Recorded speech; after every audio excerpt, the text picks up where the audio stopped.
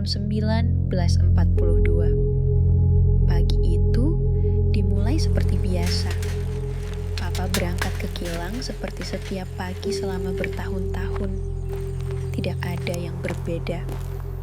Dan kemudian sebuah getaran kecil, secangkir kopi di railing bergetar.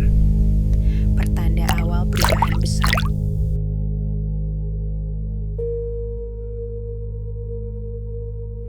Lalu mereka datang.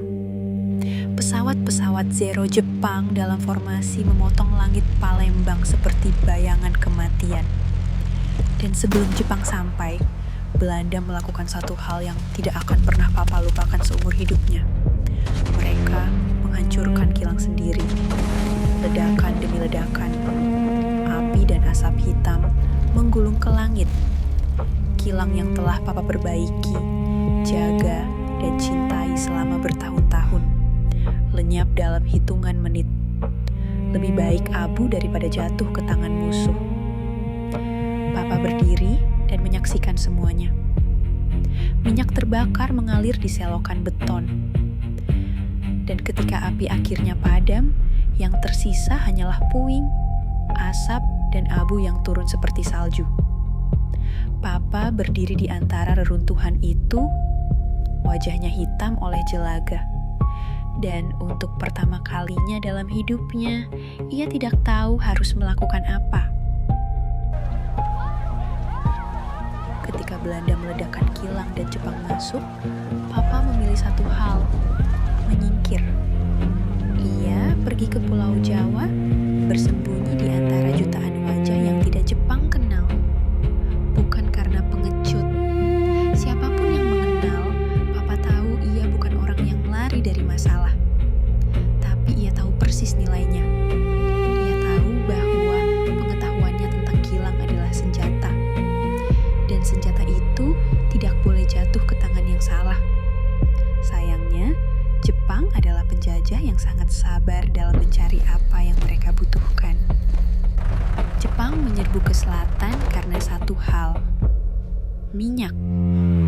Tanpa minyak, mesin perang mereka berhenti. Dan kilang pelaju yang hancur harus dihidupkan kembali. Mereka mencari teknisi yang tahu cara melakukannya. Nama Papa ada di daftar mereka. Mereka menemukannya di jalan. Dan mereka membawanya kembali. Tidak dengan hormat, tapi dengan paksa. Papa mengajukan satu syarat. Ia tidak mau dipantau saat bekerja. Ia tidak mau rahasia kilang itu diketahui Jepang. Mereka tidak menyukai itu. Hukuman yang ia terima mematahkan tulang bahunya. Bahunya, bukan semangatnya. Sampai akhir hayatnya, bahu kirinya tidak pernah sejajar dengan bahu kanan. Itulah harga yang ia bayar untuk menolak tunduk. Akhirnya, Jepang mengalah. Mereka butuh kilang itu lebih dari mereka butuh harga diri. Papa memperbaiki kilang sendirian dengan bahu yang patah, tanpa seorang pun tentara Jepang yang boleh masuk. Dan ketika kilang itu hidup kembali, Jepang mengangkatnya sebagai kepala pabrik Asano Butai. Mereka memberinya jabatan. Yang tidak mereka sadari adalah mereka juga memberinya akses. Di permukaan, Papa adalah kepala pabrik yang kooperatif, tepat waktu, produktif, penurut.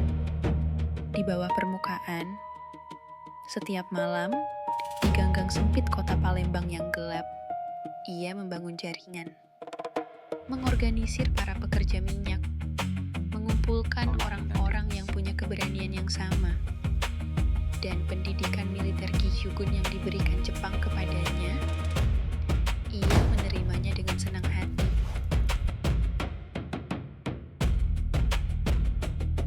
Itulah ironi terbesar dalam hidup Papa. Jepang memperbaiki kilang melalui tangannya. Jepang melatihnya menjadi tentara. Jepang Jepang memberinya posisi, akses, dan keahlian militer. Dan kemudian Papa menggunakan semua itu, semua yang Jepang berikan kepadanya, untuk mengusir Jepang dari bumi Indonesia.